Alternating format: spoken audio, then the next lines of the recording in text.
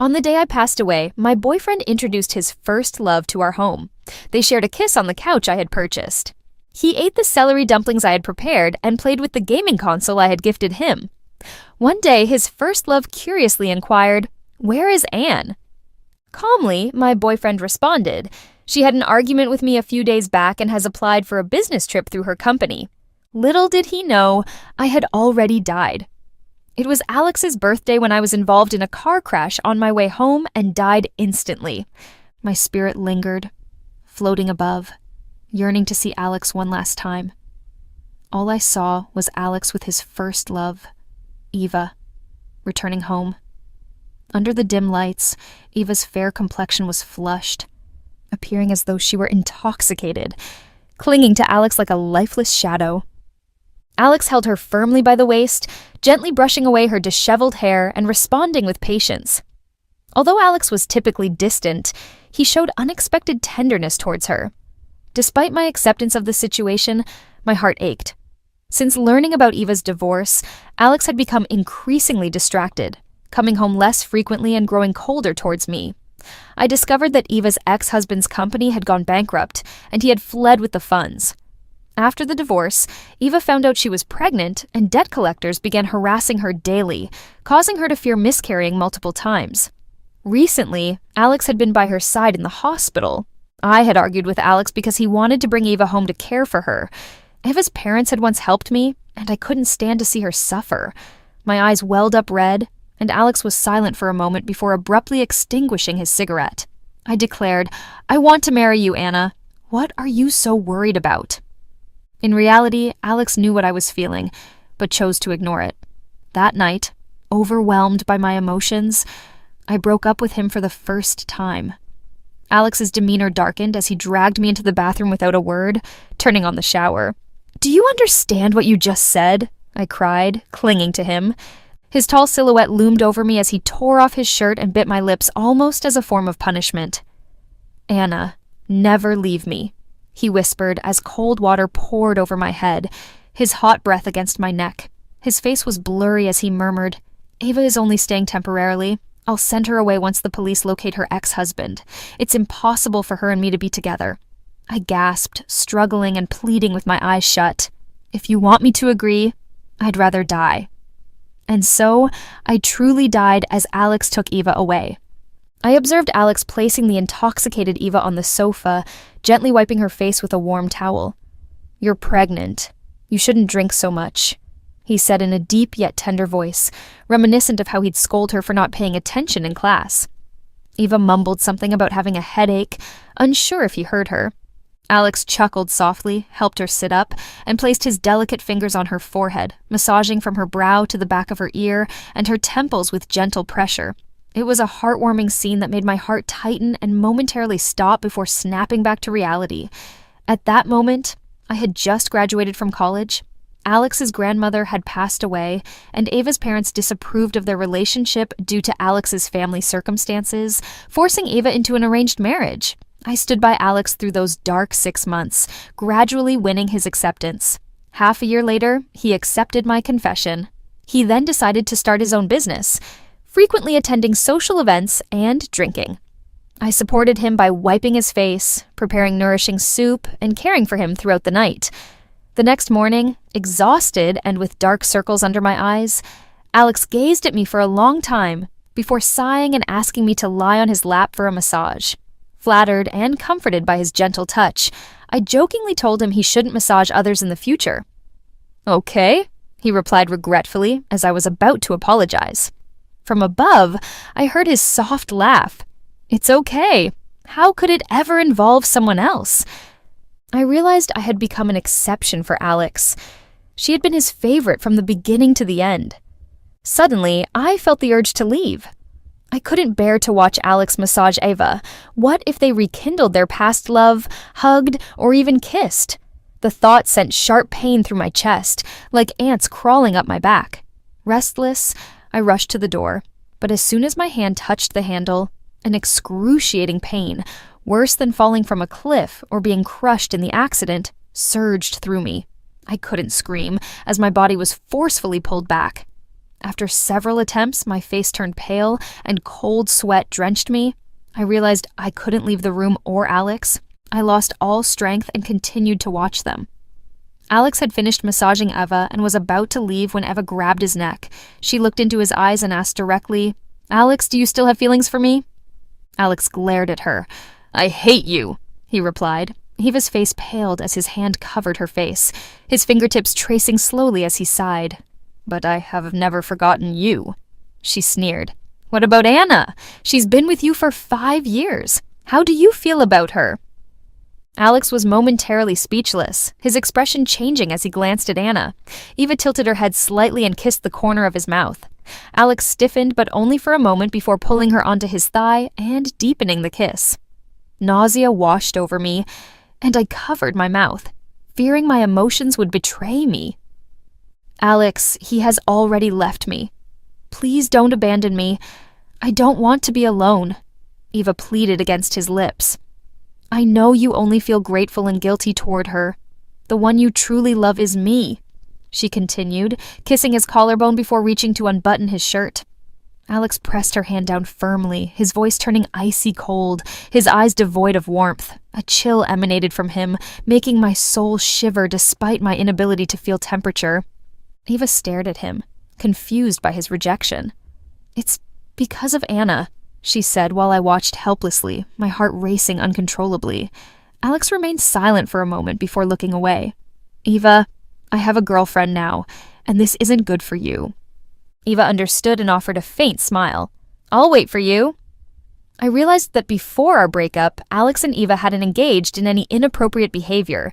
It wasn't a reflection of his character or how much he respected me as his official girlfriend. He simply didn't want Eva to bear any shame or moral judgment. He cherished and loved her deeply, even as he laughed through tears. After soothing Eva to sleep, Alex smoked alone on the balcony. Tall and graceful, he blended almost seamlessly into the night, only his scarlet fingertips visible as he repeatedly flicked his cigarette, a sign of his distress. I was forced to float less than 2 meters away, watching him coldly. He had confessed his feelings to Eva, yet I couldn't understand why he was still upset. Actually, we haven't broken up yet, I thought. It was probably due to what had just happened, leaving him dissatisfied. Suddenly, his phone rang. Alex answered almost immediately, his dark eyes fixated on the screen. A hint of disappointment flashed across his face, making me feel uneasy. I floated behind him, peering at the screen, and was shocked to see that Alex had opened our WeChat chat. Since our big fight, we hadn't spoken. The last message was from me. "Alex, your birthday is in 7 days. What gift would you like?" Perhaps he was too busy with work or taking care of Eva in the hospital, so he hadn't responded. Alex's fingers scrolled through WeChat absent-mindedly, hoping for a reply. Before I knew it, he had sent a message. "Alex, it's 11:30. It took me a moment to realize he was referring to 11:30 p.m., and his birthday was almost over. For 5 consecutive years, I never missed his birthday. I always prepared longevity noodles and celery dumplings for him. This year, however, I didn't wish him a happy birthday, and I've decided not to do so again. In the future, I won't speak of it because I won't be around." Alex lingered on the balcony for half an hour before returning to the living room, his demeanor noticeably colder. His face had taken on a harsh expression as he glared at his phone for a couple of seconds before tossing it onto the sofa in frustration. He then took a sizable step towards the refrigerator, retrieving a bag of celery dumplings I had made but left unfinished last time. Without showing any emotion, he cooked them and sat down at the dining table. He ate quietly, his gray smoke veiling his brows and making him appear even more detached and distant. Watching him eat, a thought suddenly crossed my mind. Maybe Alex still cares about me a little. I was taken aback and realized that today wasn't actually his birthday. His real birthday was a week ago, but on that day, 5 years prior, his grandmother had passed away and Eva had left him. Since then, Alex had refused to celebrate his birthday. I had suggested postponing his birthday by a week and had always been eager to help him celebrate. As an orphan, my birthday was once the happiest time of the year, and I just wanted to bring him happiness. The first time I helped him celebrate, I spent months secretly learning his favorite game, planning to stay up all night to play with him. Instead, I ended up falling asleep on his lap at 2 a.m. When I woke up, Alex was holding me close. His usually cold demeanor softened by a smile throughout the night. The second time, I prepared an elaborate meal, but ended up cutting my fingers while cooking. In the end, we only ate longevity noodles and celery dumplings. Alex, who was typically reserved, actually praised the dumplings several times. I had always enjoyed supporting him, ensuring that whatever I cooked was both healthy and delicious. Alex had once asked why I were so kind to him, and I had simply smiled and confessed that it was because I genuinely liked him. Before I could continue, Alex had gently kissed me, revealing his hidden emotions for the first time. That night, we were both inexperienced, exploring each other, but he seemed to have learned to express his feelings on his own, holding me close until the early hours. As time went on, our deep connection left a lasting impression on his heart. A ding-dong sound snapped me out of my thoughts. Alex seemed dazed and didn't notice the spoon he had dropped. I reached out to pick it up, but my hand passed right through it. For a moment, I was stunned until another hand lifted the spoon. "What are you eating?" Eva's soft voice echoed in the house. I looked down at my hands, noticing how blurred and intangible they had become, contrasting with Eva's slender, delicate hands. I felt a pang of inadequacy. Before my death, I could cook a full meal and play games effortlessly, but now I couldn't even touch anything. Eva brought another spoon and gently stirred the dumplings in Alex's bowl. Alex frowned slightly but responded, "Celery." Eva nodded indifferently and looked up at him, asking why he hadn't mentioned it was his birthday today. Alex seemed momentarily confused. Eva smiled warmly and explained that she had seen his chat history and noticed his lock screen password hadn't changed. It was the date they first met, August 2nd. Alex lowered his head, his eyes showing no emotion. My heart ached as I remembered how I had once pleaded with him to change his lock screen to the day we became a couple, but he had always refused. It turned out that he had kept it as a secret between us because 5 years ago, many unfortunate events had occurred on that day. Eva continued, mentioning that she had made the dumplings specifically for his birthday and had kept her promise to celebrate it with him. Alex didn't respond, and the room fell silent. Eva quickly picked up a dumpling and expressed her desire to eat it, but I shouted at the top of my lungs, reaching out to grab her spoon. My hand couldn't make contact as Alex gently held her wrist and whispered a warning. Eva met his gaze and reiterated her wish to celebrate every birthday with him. She was pushing him to make a choice. Alex's jaw tightened, and a flicker of struggle appeared in his dark eyes. After an uncertain moment, he let go of Eva's hand, allowing her to eat the dumplings as she wished. I watched in despair, tears streaming down my face, feeling as though my heart was being torn apart. Recently, I had been keeping to myself, observing them from a distance, seemingly devoid of emotions. But perhaps it was just my imagination. After what happened that day, Alex had become much colder towards Eva. Aside from playing games, they had no other intimate interactions, and he even avoided her touch deliberately. One day, Eva asked where I was, and Alex calmly replied that we had argued a few days ago and that he had applied for a business trip. Eva smiled and suggested that maybe I had wanted to break up with him long ago. Alex's expression darkened, firmly denying it. Unbeknownst to him, I was already gone. The following day, Alex received the ring I had sent him. 3 days earlier, during our engagement, a month ago, Alex and I had gone out to dinner. Midway through the meal, the man across from me suddenly stood up, took out a ring, and knelt on one knee. Dressed in a sharp suit, he looked noble and handsome, though his fingers appeared slightly pale from nervousness. People around us cheered as he smiled warmly, his eyes burning with love, and asked me to marry him. I cried, my eyes red as I trembled while placing the ring on my finger. That night was filled with passion as we held each other, watching the broken lights sway above us. As an orphan, I had been adopted by a couple who later had a son. A year after, they sent me back, accusing me of stealing when I was just hungry and ate my brother's leftover chicken legs. This led to suspicions at school, and when Alex defended me, I held him dear. Eventually, I was adopted by a less affluent couple who treated me well, but I remained cautious, only taking small portions of food. When they died in a car accident on their way to a parent-teacher meeting, I returned to the orphanage where no one wanted to adopt me anymore. My name is Anna, and I've always longed for a real family." When Alex proposed, I thought I had finally found one. But Eva returned, not doing well, and instead of thinking of her parents, she turned to Alex, my fiancé. Eva had been trying to reconcile, even wanting to move in and take care of her after our unpleasant separation. I decided to take a business trip to Hangzhou, and after a week of consideration, sent the engagement ring back via express delivery. I wanted to end things with him. When Alex received the ring today, his face turned as gloomy as if water could seep out, his eyes covered with an unmelting layer of ice. He continued to bombard me with messages and phone calls, probing into the meaning behind my words. As he lit one cigarette after another, his demeanor grew increasingly cold and stern. The tension between his brows was palpable, nearly spilling over, while persistent notifications from the other side informed me that the call wouldn't connect until he finished smoking all the cigarettes in the pack. Lowering his gaze, he whispered softly, "Anna, are you truly going to leave me?" "Yes, I have left completely. You can finally be with Eva if that's what you want," I responded gently, even though he might not hear me. A sudden realization struck me. I am also decisive. I had returned his ring and ended our relationship, but why did I hasten to come back for his birthday celebration? Reflecting on it, I felt like I had overlooked something crucial. I noticed that Alex's moments of distraction were lengthening.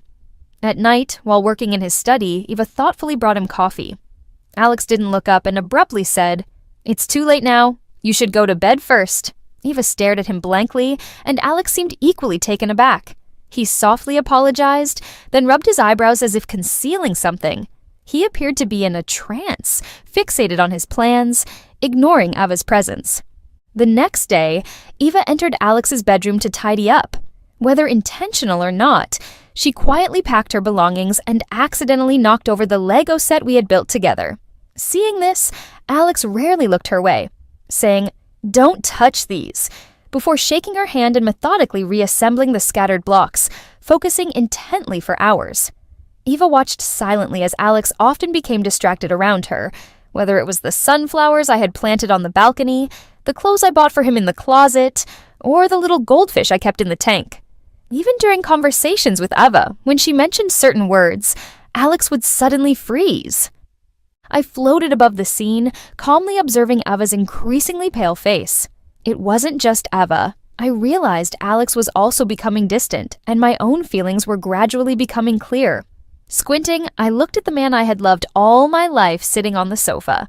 He seemed slightly intoxicated, his brows furrowed, and a blush tinged his handsome face as he spoke on the phone with his friend Zachary. "Do you want Anna or Eva?" Zachary asked. After a moment of silence, Alex replied, "Anna has broken up with me, so it's Eva." He frowned subconsciously, sensing that the other side had caught on. It seemed that Alex believed people have limited capacity for love, reserving it for only one person. "Go find Anna," Zachary urged. Alex didn't respond, simply lowering his head and gently touching his engagement ring. I watched him silently for a long time. If I had witnessed this in the past, I might have felt happy, but now irritation gnawed at me like an ant drilling into my heart, deepening my frustration and overwhelming me with inexplicable emotions. Zachary suggested that Alex send Eva to her parents, and Alex agreed, even purchasing a plane ticket for her to go to where I was on a business trip. That day, it seemed he intended to discuss this with Eva.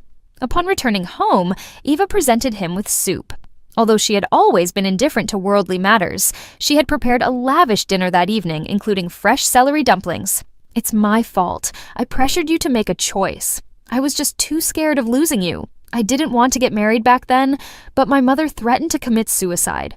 During the 5 years I was married to someone else, I thought about you every day," she said, wearing my apron and looking at Alex with pity. Tears streamed down her face, her eyes reddened as if smeared with rouge.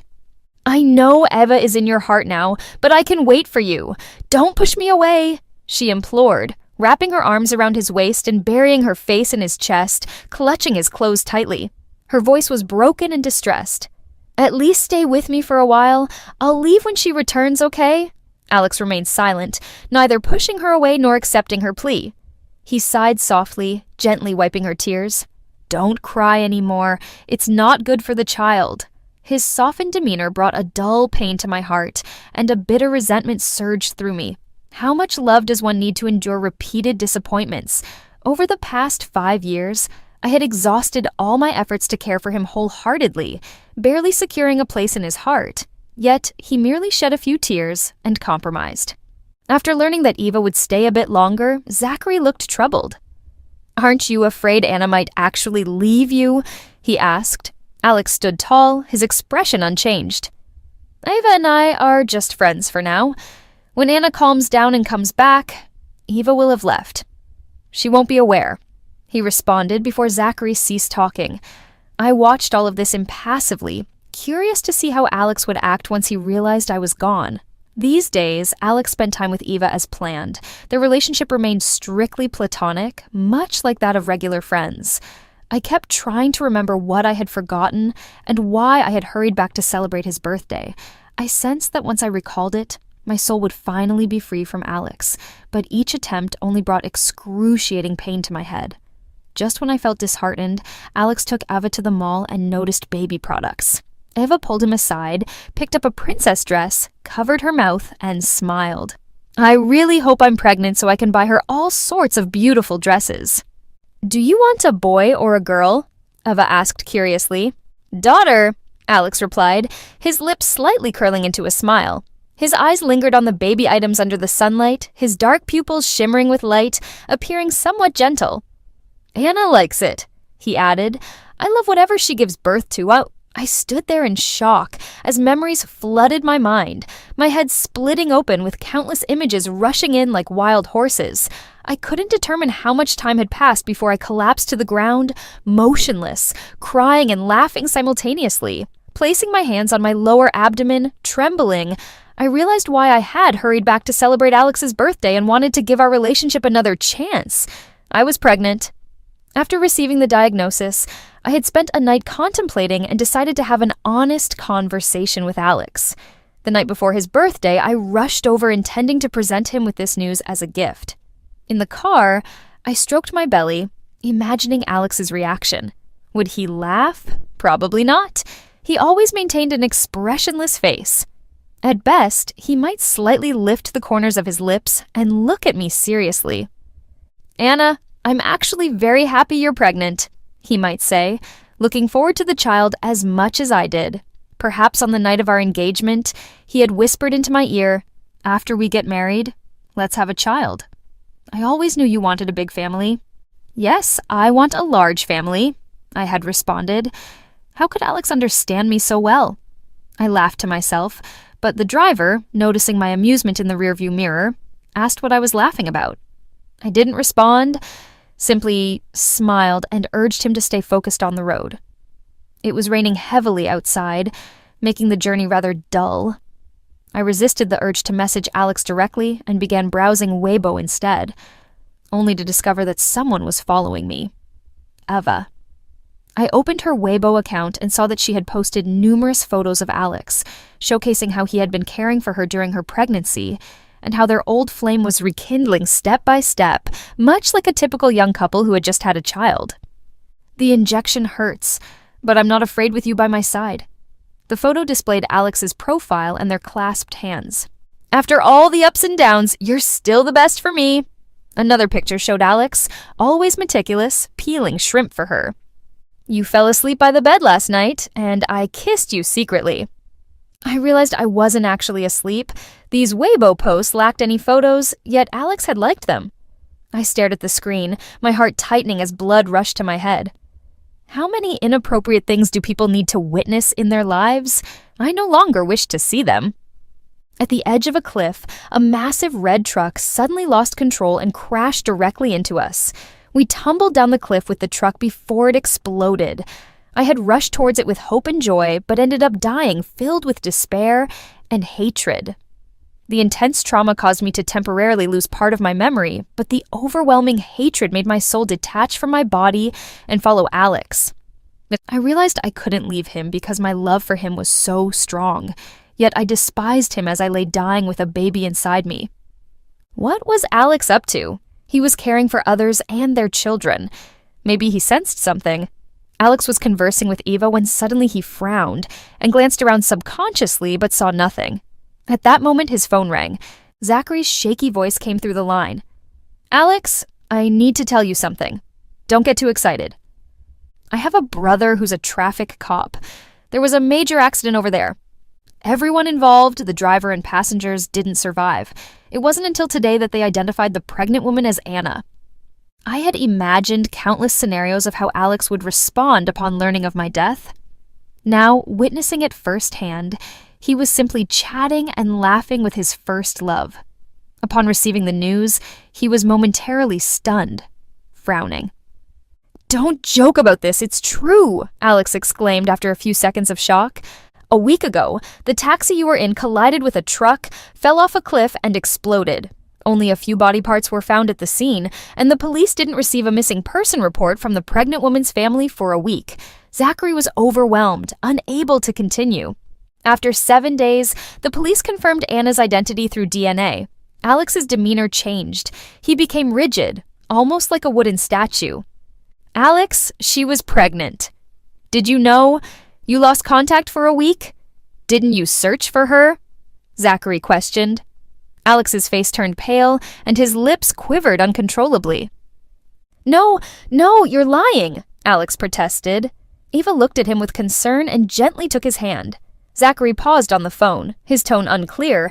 Was it sarcastic or mocking? "Are you even there now? Anna was missing for a week, and you were with her." Alex was shocked and immediately pushed Eva's hand away forcefully. His eyes reddened and his expression tightened, resembling a child guilty of wrongdoing.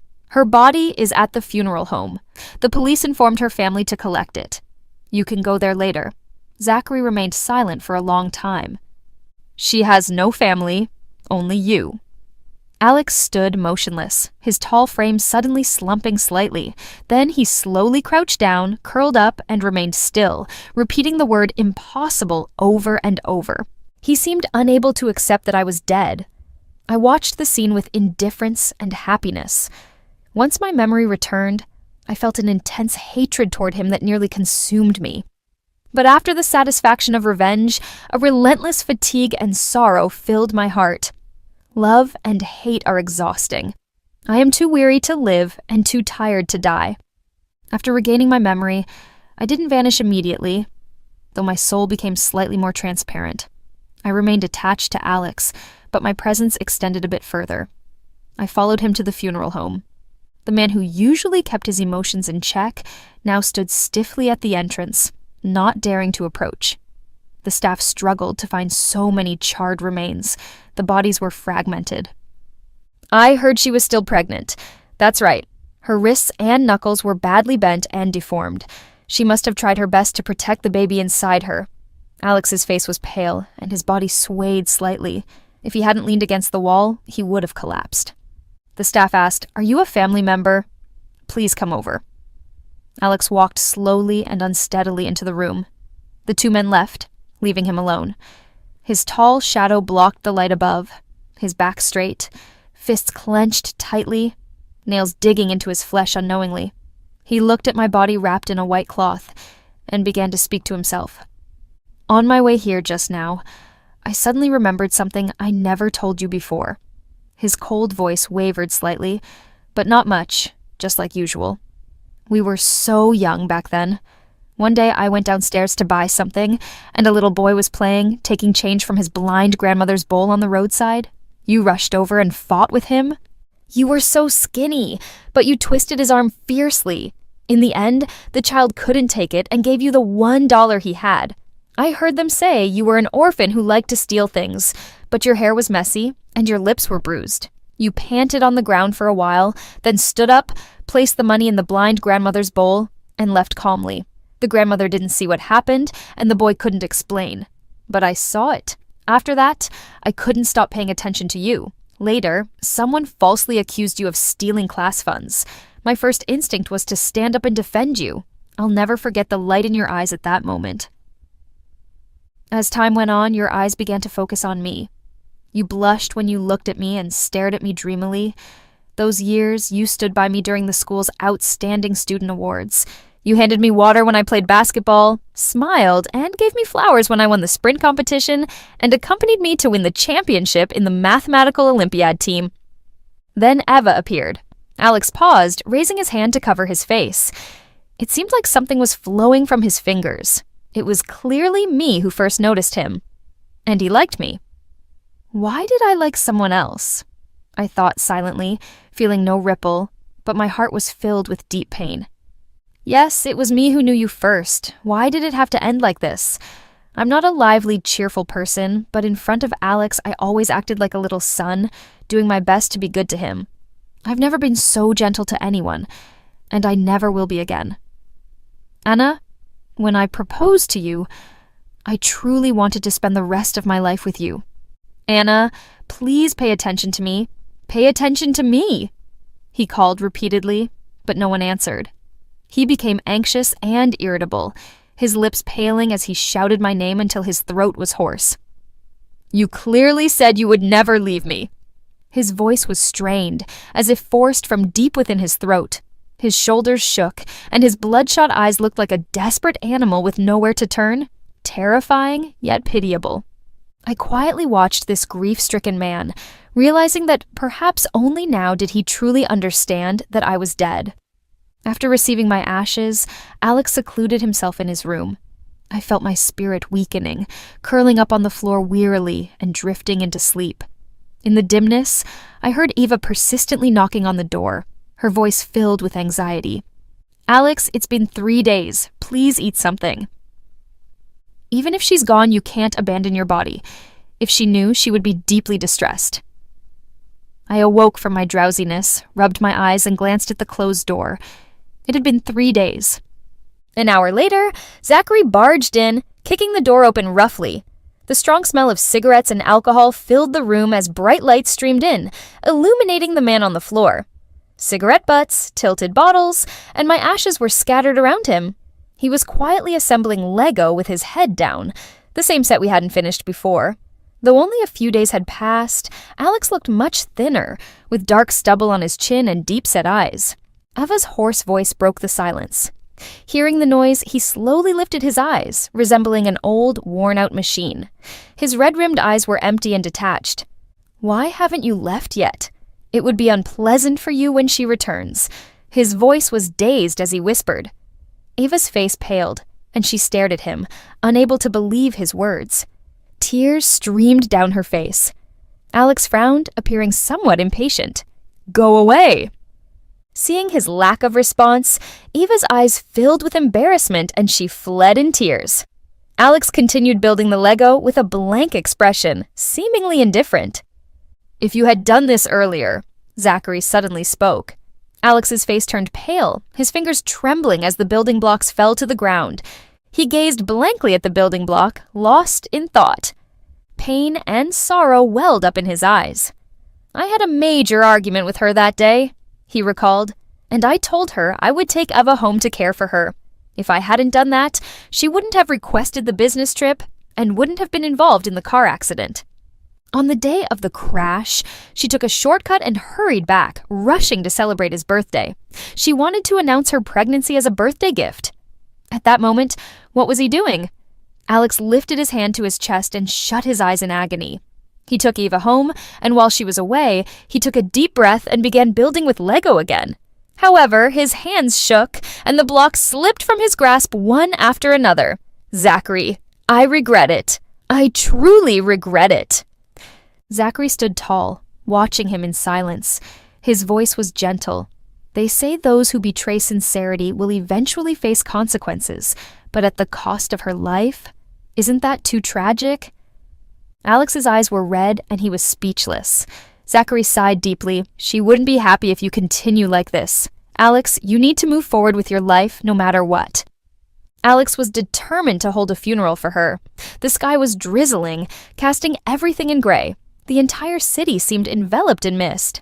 Standing silently before the tombstone without an umbrella, Alex looked at her black and white photograph engraved on it. The tombstone bore the name of his late wife, Anna. One by one, people placed white chrysanthemums at her grave. After the ceremony, Alex remained motionless as rain streamed down his hair, leaving watery trails on his pale cheeks. Zachary offered him an umbrella. "You know your health isn't good. Any cold could lead to an infection. You need to take care of yourself." Alex discarded the umbrella without showing any emotion. "Then I'd rather succumb to illness," he replied coldly.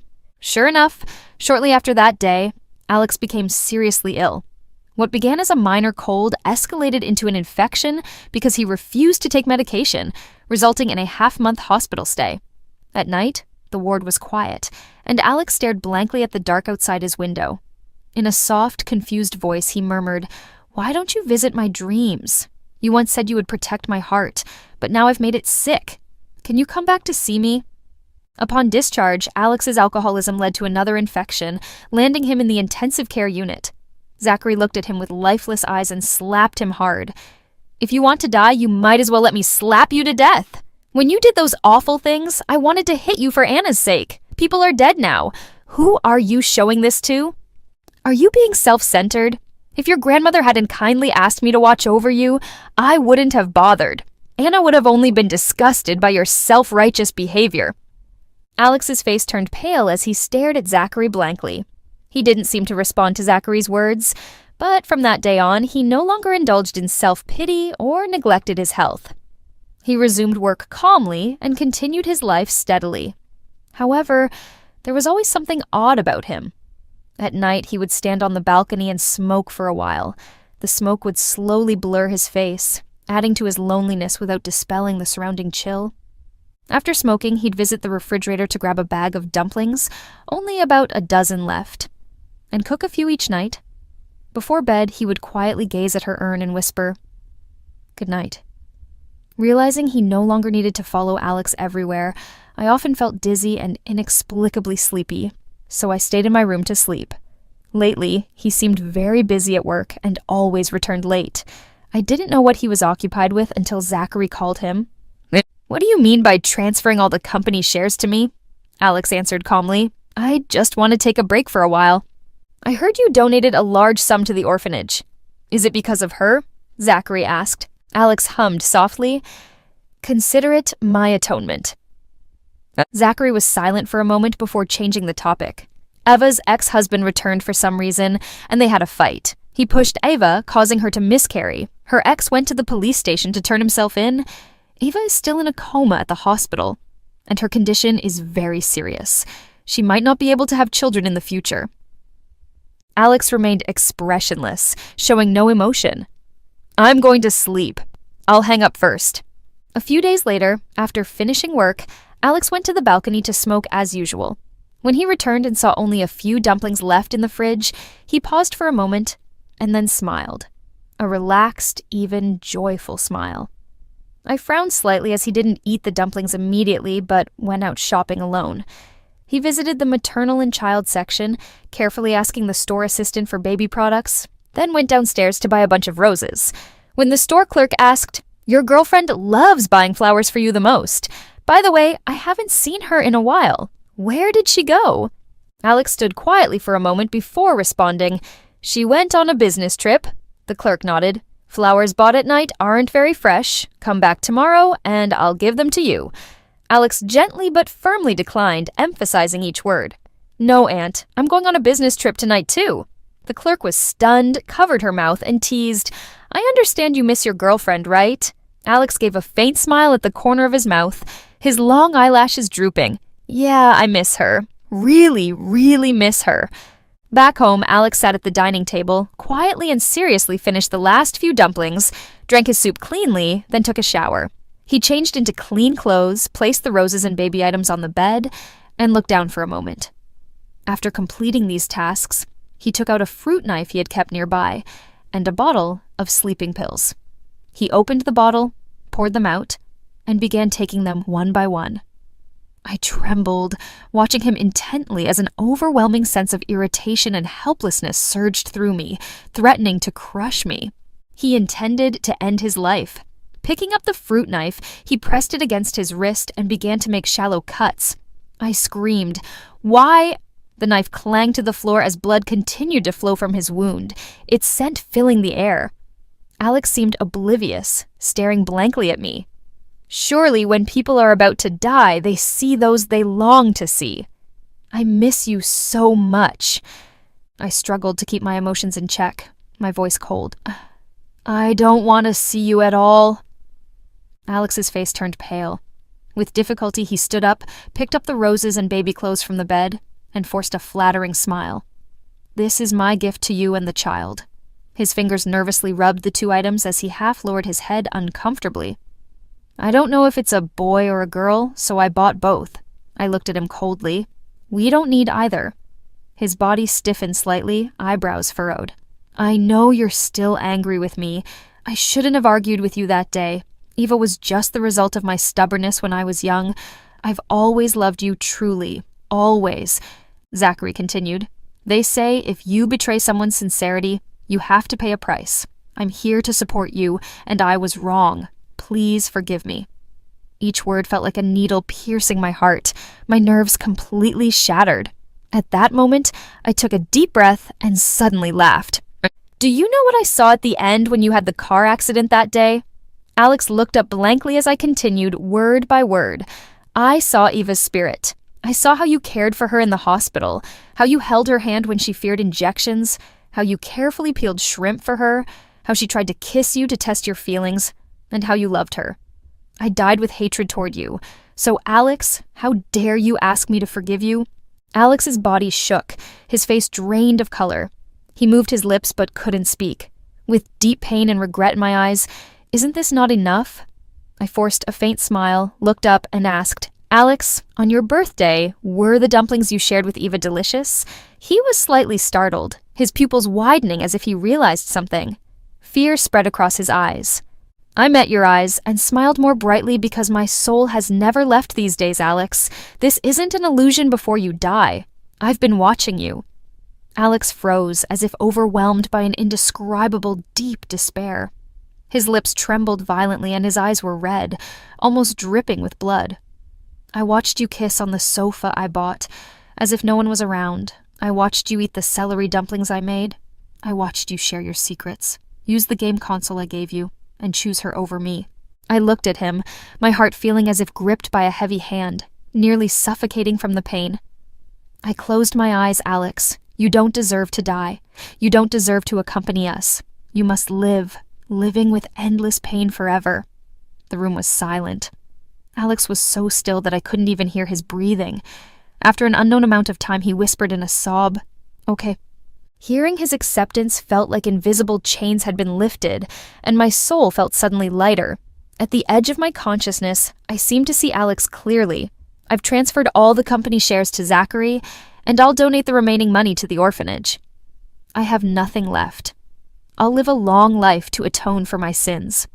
I finally close my eyes, preparing to move on to a new world. I hope in the next life I have loving parents, a husband who loves and respects me, and a few beautiful and lovely children. But please, don't let me meet Alex again.